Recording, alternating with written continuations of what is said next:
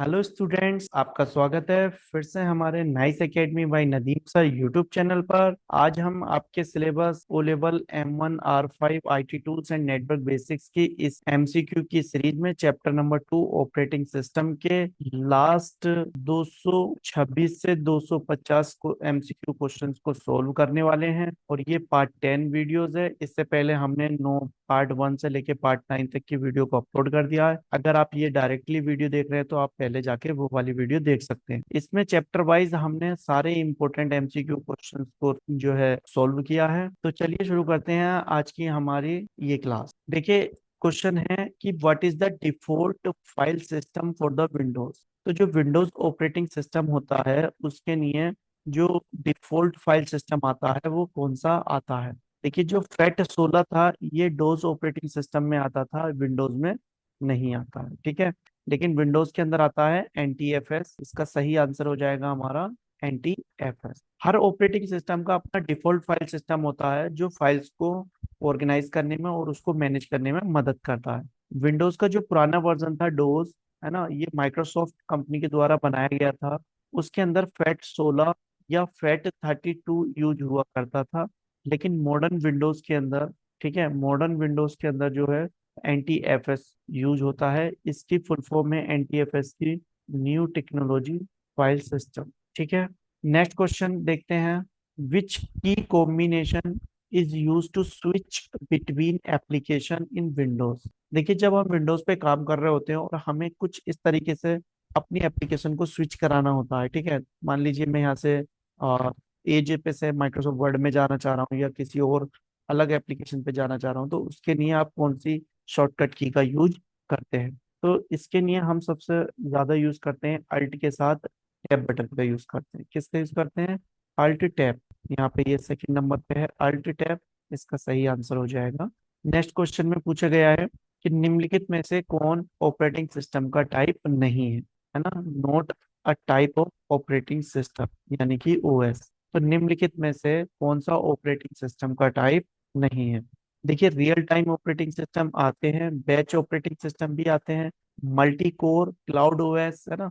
तो ये multi core की जगह मल्टी यूजर होना चाहिए था, मल्टी यूजर ऑपरेटिंग सिस्टम, या मल्टी प्रोसेसर को मल्टी कोर बोल दिया इन्होंने, है ना। ये मल्टी प्रोसेसर की वाला जो है ऑपरेटिंग सिस्टम है ये भी आता है, लेकिन क्लाउड ऑपरेटिंग सिस्टम अभी नहीं आता है।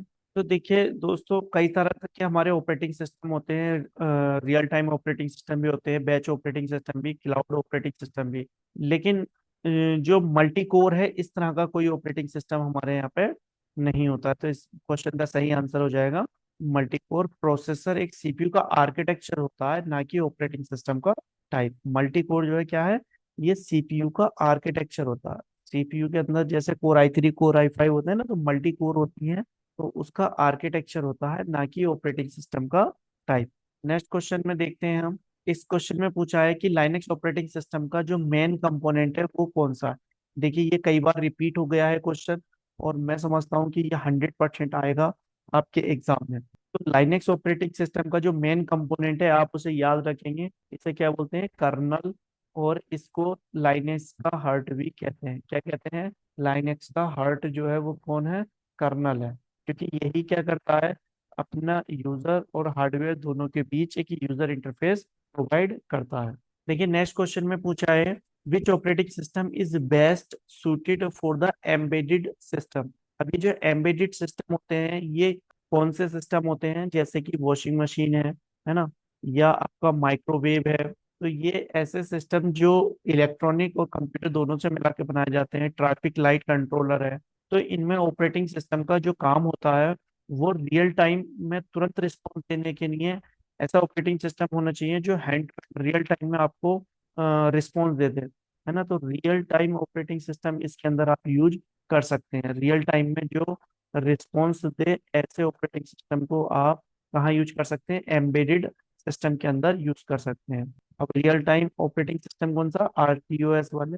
ये इसका सही आंसर हो जाएगा कि real time operating system best होते हैं जो एम्बेडेड सिस्टम में यूज किए जाते हैं। देखिए, ट्रैफिक लाइट सिस्टम है, जैसे हमारे यहाँ पर अपना जो है ट्रैफिक लाइट होती है ना, जब आप जाते हैं मुरादाबाद वगैरह या कहीं भी बड़ी सिटी में, वहाँ पे ट्रैफिक लाइट लगी होती है सिग्नल्स के। तो सिग्नल चेंज करने में अगर डिले कर देंगे तो क्या होगा, वहां पे एक्सीडेंट हो सकते हैं। ठीक है, इसलिए एम्बेडेड डिवाइस में वो ऑपरेटिंग सिस्टम होना चाहिए जो इंस्टेंट आपको रिस्पॉन्स दें और रियल टाइम में आपको रिस्पॉन्स दें। ठीक है, तो वो कौन देते हैं आपको, RTOS, real time operating system ही देते हैं। देखिए नेक्स्ट क्वेश्चन में पूछा कि which layer operating system interact directly with the hardware. तो ऑपरेटिंग सिस्टम की कौन सी लेयर हार्डवेयर के साथ डायरेक्ट इंटरेक्ट करती है, तो वो है हमारी कर्नल, है ना। कर्नल जो है ये डायरेक्टली हार्डवेयर के साथ काम करता है। नेक्स्ट क्वेश्चन में पूछा है कि ऑपरेटिंग सिस्टम में एग्जीक्यूशन की सबसे छोटी इकाई क्या है, स्मॉलेस्ट यूनिट ऑफ एग्जीक्यूशन। जब हम किसी भी ऑपरेटिंग सिस्टम के अंदर कोई प्रोग्राम है या कोई चीज है उसको एग्जीक्यूट कर रहे हैं, तो एग्जीक्यूशन की सबसे स्मॉलेस्ट यूनिट क्या होती है। तो देखिए स्मॉलेस्ट यूनिट जो होती है वो थ्रेड होती है। इसका सही आंसर क्या हो जाएगा, थ्रेड। देखिए ऑपरेटिंग सिस्टम के अंदर दो मेन यूनिट्स होती हैं। एक तो होती है, सबसे पहले क्या होगी, प्रोसेस होगी।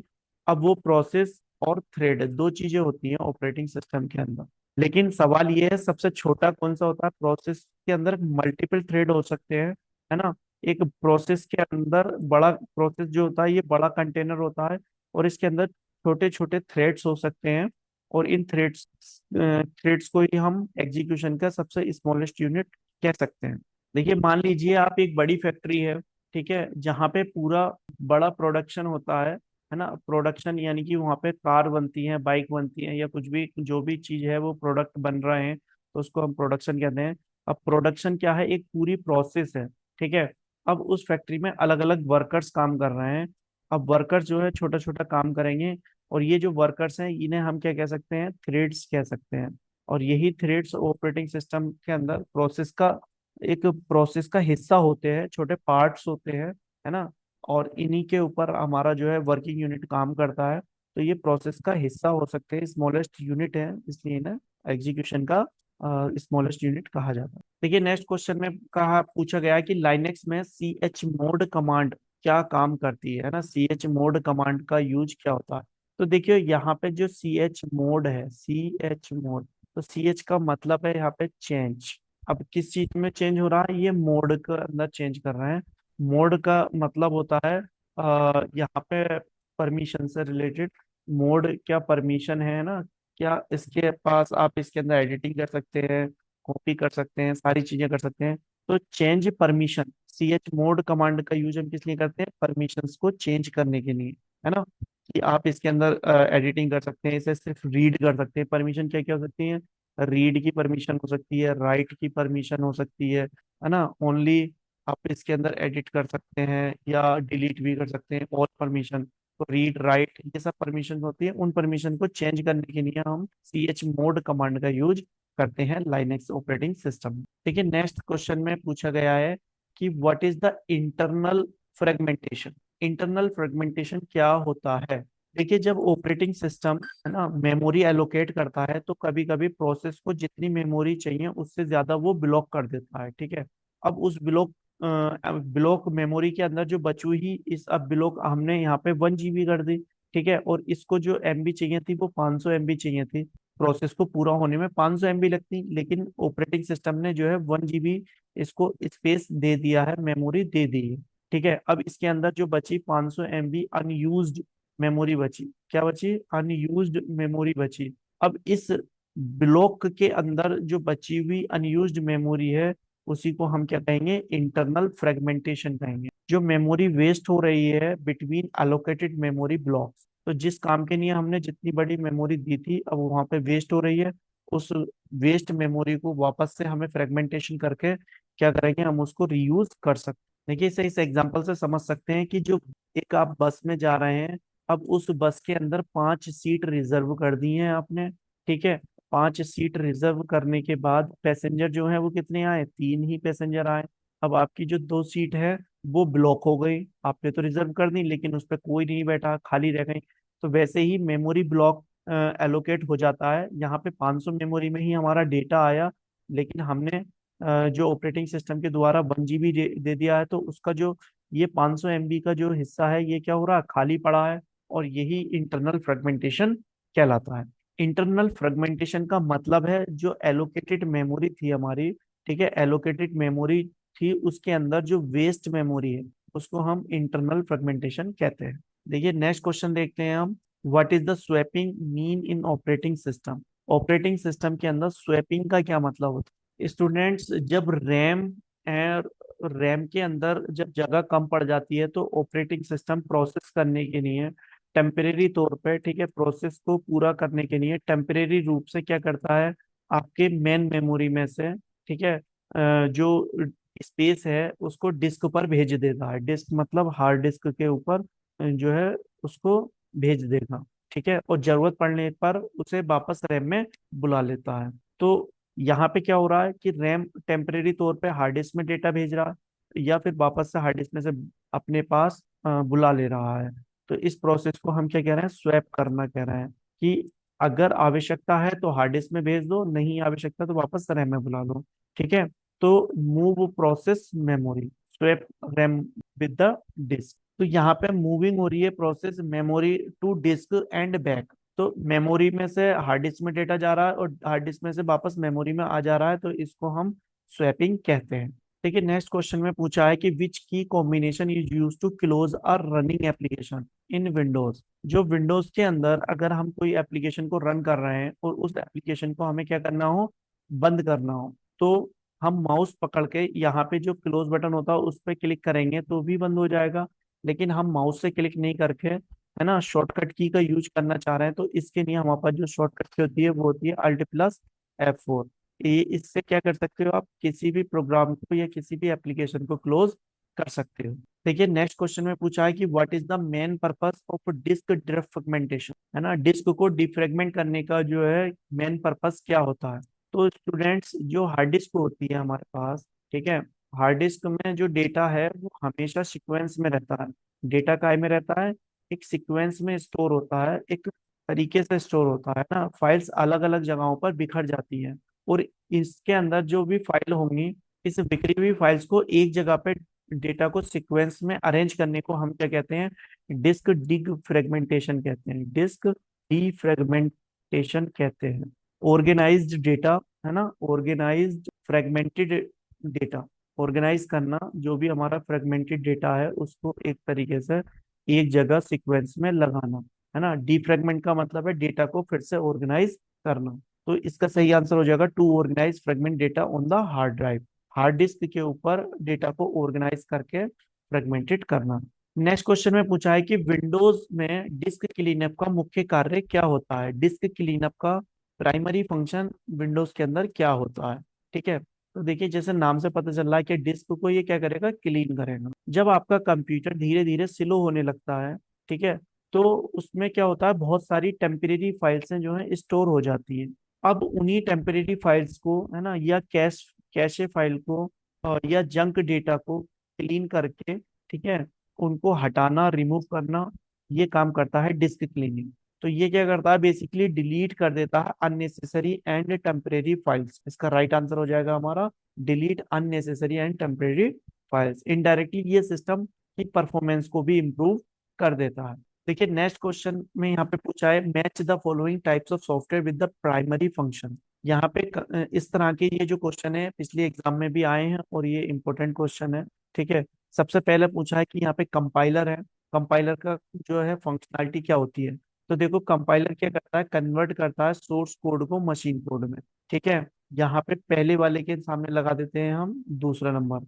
एक कंपाइलर क्या करता है, ये हाई लेवल लैंग्वेज को लो लेवल लैंग्वेज में कन्वर्ट कर देता है, या सोर्स कोड को मशीन कोड में कन्वर्ट कर देता है। तो इसके आगे मैं दो लिख देता हूँ, ए का दो।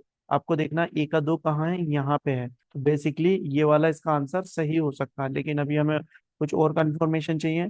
जैसे इंटरप्रेटर का क्या फंक्शन है, तो इंटरप्रेटर क्या करता है, एग्जीक्यूट करता है कोड लाइन बाई लाइन, ठीक है, तो लाइन बाई लाइन। अब यहाँ पे बी का क्या हो गया, वन हो गया, तो यानी कि दो हमारे सही हो गए ऑप्शन। अब तीसरा असेंबलर क्या करता है, ये असेंबली कोड को मशीन कोड में चेंज करता है, तो सी का जो है वो फोर होना चाहिए। तो देखो यहाँ पे सी का फोर है। अब बचा डी। डी बिगर का क्या मतलब होता है, तो डी बिगर का मतलब होता है identified and remove the error in the code, यानी कि ये सी आंसर इसका सही हो जाएगा। तो इस तरीके से आपको जोन का भी पता हो, जैसे इंटरप्रेटर का अगर आपको पता है तो आप पहले इसके सामने वन लिख दें, तो देखें कि बी के अंदर वन किस किस में है, तो बी के अंदर वन आपको यहाँ लग रहा है, तो आप इस वाले क्वेश्चन को और देखेंगे कि इसका अगर एक आध और मैच हो जाता, क्योंकि कई बार क्या होता है दो दो तीन तीन मैच हो जाते, तो आपको चारों ही देखने होंगे, ठीक है, इस तरह के क्वेश्चन को सोल्व करने के लिए। नेक्स्ट क्वेश्चन है, देखिए ये भी एग्जाम में पूछा गया क्वेश्चन है, आप पिछले जो जुलाई एग्जाम के पेपर देखेंगे तो उसमें ये आए हुए क्वेश्चन है। ठीक है, इसमें पूछा है कि जो ऑपरेटिंग सिस्टम है उसके करेक्टरिस्टिक्स को आपको मैच करना है ना, match the following types of operating system with their characteristics, उनकी खासियत से हमें क्या करना है, उन्हें मैच करना है। तो जैसे रियल टाइम ऑपरेटिंग सिस्टम है, तो ये क्या करता है, ये डेटा को रियल टाइम में प्रोसेस करता है, इसका ए ही हो जाएगा पहले वाले का। अब बैच ऑपरेटिंग सिस्टम का क्या करता है, ये बैच एग्जीक्यूट करता है बैच वाइज बना के। डिस्ट्रीब्यूटेड ऑपरेटिंग सिस्टम में क्या करता है, ये मैनेज करता है नेटवर्क और इंटरकनेक्टेड सिस्टम को। तो यहाँ पे मुझे ये सारे के सारे इन्हीं के सामने मिल रहे हैं। मल्टी ऑपरेटिंग सिस्टम अलाउ करता है मल्टी यूजर को, है ना, तो इसका चौथा, तो ए का वन, बी का टू, सी का थ्री, डी का फोर, पहला ही आंसर इसका क्या हो जाएगा, सही। कितना इजी है, सामने ही है सारे, है ना। तो इस तरीके के भी बहुत इजी क्वेश्चन होते हैं, आप इनको अच्छे से समझें और इनको करने की कोशिश करें।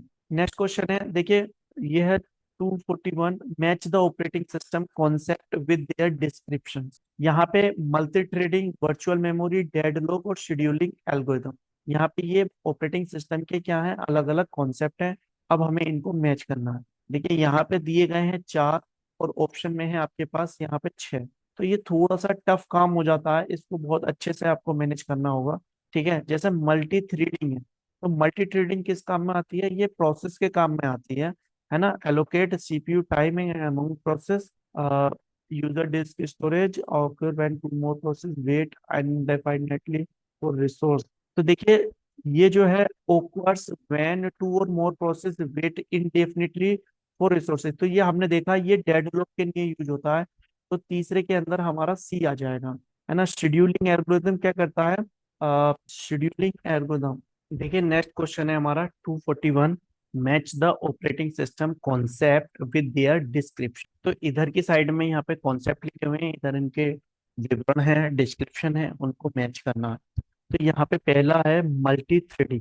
तो मल्टी थ्रेडिंग का मतलब होता है manage multiple thread in a single process. एक प्रोसेस के अंदर जो है मल्टी थ्रेड होते हैं, उनको हमें क्या करना है, मैनेज करना है। ठीक है, तो ये फर्स्ट के आगे जो होगा वो डी हो जाएगा। दूसरा है वर्चुअल मेमोरी, और वर्चुअल मेमोरी क्या होती है, ये डिस्क स्टोरेज को यूज करती है एज ए एडिशनल रैम के रूप में।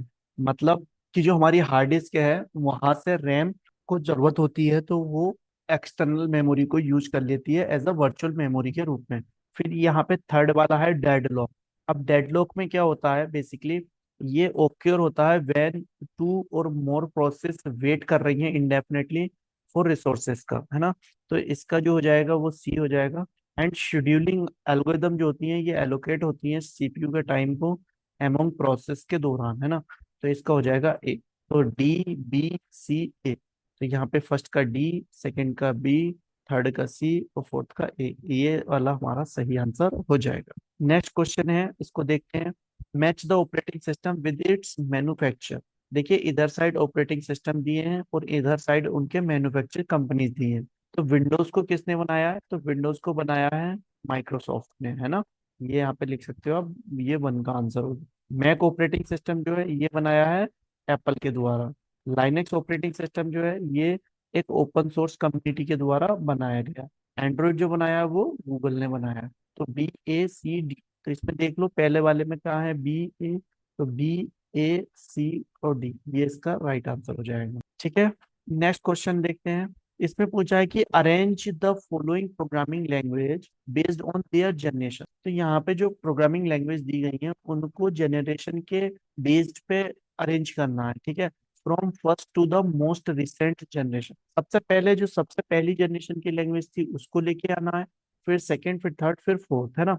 तो देखिए असेंबली लैंग्वेज जो जो थी ये बाद में आई थी, सबसे पहले आई थी मशीनी लैंग्वेज। तो मशीनी लैंग्वेज को जो है नंबर वन पे रखते हैं। अब इसके बाद में आई थी हमारी असेंबली लैंग्वेज, इसके बाद में आई थी हमारी हाई लेवल लैंग्वेज, तो ये तीसरे लेवल की हो गई। और उसके बाद में आई थी फोर्थ जनरेशन लैंग्वेज। तो आप इसको कैसे करेंगे, जो 2 नंबर है, ठीक है, 2 नंबर जो है पहले पे आना चाहिए, फिर 2 नंबर वाली होगी लैंग्वेज है ना, फिर पहले नंबर वाली लैंग्वेज ये आ गया, फिर तीसरे नंबर वाली लैंग्वेज, फिर चौथे नंबर वाली लैंग्वेज। तो इसका सही आंसर जो हो जाएगा वो ये हो जाएगा। ठीक है गाइस। नेक्स्ट क्वेश्चन है, देखिए बहुत इंपॉर्टेंट क्वेश्चन है, और ये मुझे लगता है कि ये इस बार आपके एग्जाम में जरूर पूछा जाएगा, तो इसको बहुत अच्छे से याद करके जाएं। इसमें बोल रहा है कि arrange the following operating system के जो कंपोनेंट्स हैं लोएस्ट से लेके highest term of abstraction from hardware to user level. इसमें आपको सबसे पहले हार्डवेयर को रखना है, उसके बाद कौन सा कंपोनेंट आएगा, उसके बाद कौन सा कंपोनेंट आएगा, और यूजर लेवल तक उन सारे कंपोनेंट को एक सीक्वेंस में रखना है। तो देखिए जब भी हमको काम करते हैं तो वहां पे सबसे जो नीचे लेवल की लेयर होती है वो हार्डवेयर लेयर होती है, पहले नंबर पे आ जाएगा। उसके बाद में हार्डवेयर से कौन इंटरेक्ट करता है, कर्नल, कि कर्नल हार्डवेयर और यूजर इंटरफेस के दोनों के बीच इंटरेक्ट करता है। फिर कर्नल जो काम करेगा वो किसके साथ काम करेगा, वो शेल के साथ काम करता है। शेल एक यूजर इंटरफेस है। अच्छा, शेल जो है ये क्या प्रोवाइड करता है, एक एप्लीकेशन प्रोग्राम को यूज कराएगा। तो सबसे पहले 4 नंबर आएगा है ना, एक पहले पे कौन सा आएगा, 4 नंबर। तो यहाँ पे देखें इसमें है 4 नंबर और इसमें है 4 नंबर। फिर इसके बाद में कर्नल जो है ये पहले नंबर पर है, तो यहाँ पे 3 है, तो ये गलत हो जाएगा हमारा, ये वाला सही, इस ये वाला राइट आंसर हो जाएगा। क्योंकि इसमें फिर तीसरे नंबर पर जो आ रहा है वो दूसरा वाला आ रहा है ये, और लास्ट में ये एप्लीकेशन प्रोग्राम। तो इसका सही आंसर सीक्वेंस जो हो जाएगा वो ये हो जाएगा। ठीक है गाइस, इस तरीके से आपको पूरी नॉलेज का यूज करके इन क्वेश्चन को करना है, और यही इस तरह के क्वेश्चन बहुत ज्यादा पूछे जा रहे हैं। देखिए ये भी इंपॉर्टेंट क्वेश्चन है। ये लास्ट के जो 10 क्वेश्चन अगर आपने कर लिए 240 से लेके 250 तक, तो इन्हीं में से 2-3 क्वेश्चन आपके एग्जाम में रखे हुए मिल जाएंगे। देखिए इसमें पूछा है कि मैच करना है फॉलोइंग डोज, ये डिस्क ऑपरेटिंग सिस्टम की कमांड्स हैं, उनके करेक्ट फंक्शन के साथ में आपको मैच करना। तो देखिए सबसे पहला जो कमांड है वो DIR कमांड है। DIR कमांड क्या करती है, डिस्प्ले करती है list of file and directory की। तो इसके आगे मैं लिख देता हूँ C। डेल कमांड ये क्या करती है, ये किसी भी डायरेक्टरी को डिलीट करती है। ठीक है, ये क्या करती है, डिलीट करती है फाइल्स। तो इसके आगे मैं लिख देता हूँ MD, ये क्या करती है, ये क्रिएट करती है नई डायरेक्टरी को। ठीक है, इसके आगे हम D लिख देते हैं। कॉपी, ये फाइल और फ्रॉम वन लोकेशन से दूसरी लोकेशन पे क्या करती है, कॉपी करती है। तो पहले का जो है C है, यहाँ पे दूसरे का जो है वो A है, तीसरे का D, चौथे का B। इसका सही आंसर हो जाएगा ये पहला वाला। नेक्स्ट क्वेश्चन है, देखिए बहुत ही इंपॉर्टेंट क्वेश्चन है। इसमें कहा गया है मैच करने हैं आपको फॉलोइंग लाइनेक्स की कमांड उनके करेक्ट फंक्शन के साथ में। तो यहाँ पे पहली कमांड है LS। LS का मतलब होता है डिस्प्ले की लिस्ट एंड फाइल और डायरेक्ट। जिस तरीके से DIR कमांड होती है डोज में, इसमें होती है LS कमांड। RM कमांड क्या करती है, ये फाइल को डिलीट करती है। ठीक है, मैक डायरेक्टरी ये क्या करेगी, नीचे क्रिएट करेगी नई डायरेक्टरी को, और ये CP क्या करेगी, कॉपी करेगी। सेम ऊपर वाला ही क्वेश्चन है, बस इसमें जो कमांड्स हैं वो चेंज है। ठीक है, अब यहाँ पे पहले वाले में देखिए C, दूसरे वाले में A, तीसरे वाले में D, चौथे वाले में B। तो इसका सही आंसर हो जाएगा C। वो डोज के लिए था, ये लाइनेक्स के नहीं। नेक्स्ट क्वेश्चन देखते हैं। देखिए यहाँ पे पूछा है कि मैच करना आपको विंडोज की शॉर्टकट की उनके करेक्ट फंक्शन के साथ में। तो सबसे पहला दिया है अल्ट टैब। अल्ट टैब क्या करता है, ये स्विच करता है बिटवीन ओपन एप्लीकेशन, जो हमारी ये एप्लीकेशन ओपन है इनके बीच में स्विच कराने के लिए हम इसका यूज कर सकते हैं। विंडो डी में क्या होता है, विंडो डी ये मिनिमाइज कर देता है जितनी भी हमारी ओपन विंडोज होती है, यानी कि डेस्कटॉप को शो करा देता है। जैसे मैं विंडो डी दबाऊंगा देखो हमारी डेस्कटॉप शो हो गई, यहाँ पे जितनी भी एप्लीकेशन है ये सारी की सारी मिनिमाइज हो गई है। फिर है विंडोज एल। अब ये क्या करता है, ये हमारे सिस्टम को लॉक कर देता है। ठीक है, तो ये पहले वाले पे आ गया था हमारा, अल्ट टैब में आ गया C, विंडो डी हो गया F, और विंडो एल हो गया हमारा B। ठीक है, विंडो आर ये तो रन कमांड को यूज करता है, open run command dialog box A. तो इसका सही आंसर हो जाएगा फर्स्ट का C, सेकंड का F, थर्ड का B, और फोर्थ का A। इसका आंसर हो जाएगा। नेक्स्ट क्वेश्चन देखते हैं। देखिए बहुत ही इंपॉर्टेंट क्वेश्चन है और बहुत इंटरेस्टिंग क्वेश्चन है, इनको आप अच्छे से सॉल्व करने की कोशिश करें। देखिए कंट्रोल P का क्या मतलब होता है, कंट्रोल P फॉर प्रिंट है ना, तो प्रिंट्स आर डॉक्यूमेंट, तो ये जो है D का आंसर हो जाएगा। कंट्रोल Z किस लिए यूज होता है, ये अंडू द लास्ट एक्शन है ना, तो यहाँ पे C हो गया। जो बेसिक चीजें मैं आपको इन 3 चैप्टर्स में पढ़ा चुका हूँ वही चीजें पूछी जा रही हैं। विंडो S का मतलब है हमारा सर्च बार को ओपन करेगा। ठीक है, ओपन द सर्च बार, यहाँ से ये हो गया बी। मैं देखिए विंडो एस दबा के दिखाता हूँ, यहाँ सर्च बार ये ओपन कर दिया है, ठीक है।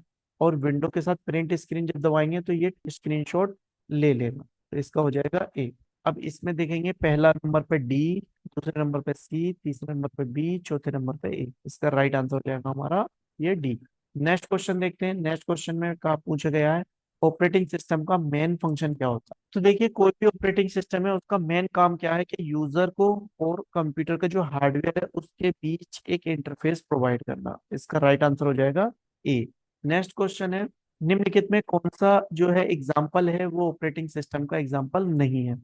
यहाँ पे देखिए विंडोज ये भी क्या है, एक ऑपरेटिंग सिस्टम है जो माइक्रोसॉफ्ट कंपनी के द्वारा बनाया गया है। लाइनेक्स भी एक ऑपरेटिंग सिस्टम है, ये कैसा है, ये ओपन सोर्स ऑपरेटिंग सिस्टम है। एमएस वर्ड ये क्या है, ये एक एप्लीकेशन सॉफ्टवेयर है, ये ऑपरेटिंग सिस्टम नहीं है। ये क्या है, एक एप्लीकेशन सॉफ्टवेयर है जो कि ऑपरेटिंग सिस्टम का उदाहरण नहीं है। तो इसका आंसर यही हो जाएगा। मैक ओएस ये एप्पल कंपनी के द्वारा बनाया गया ऑपरेटिंग सिस्टम है। तो गाइस ये थे आपके 250 क्वेश्चंस के एमसीक्यूज जो कि आपके सेकंड चैप्टर है ना ऑपरेटिंग सिस्टम से रिलेटेड थे। इसके अंदर हमने Windows, Linux, Mac operating system से रिलेटेड, डोस से रिलेटेड बहुत सारे इंपॉर्टेंट क्वेश्चंस को देखा। और मैं विश्वास करता हूं या मैं आपको गारंटी देता हूं, अगर आपने ये 10 वीडियो की सीरीज देखी है, 250 आपने क्वेश्चन देखे हैं, तो आपका एक भी क्वेश्चन एग्जाम में से बाहर नहीं जाएगा। तो प्लीज अगर आपने सारी वीडियो नहीं देखी है तो आप पहली वीडियो से जाके देख सकते हैं। मिलते हैं नेक्स्ट वीडियो में। अब हम इसके बाद में नई सीरीज शुरू करेंगे, Libra office writer. Libra office writer की एमसीक्यू सीरीज, और उसके अंदर देखेंगे इंपोर्टेंट लिब्रा ऑफिस के एमसीक्यू क्वेश्चन जो आपके एग्जाम में पूछे जाते हैं। तब तक कीप लर्निंग, कीप वॉचिंग।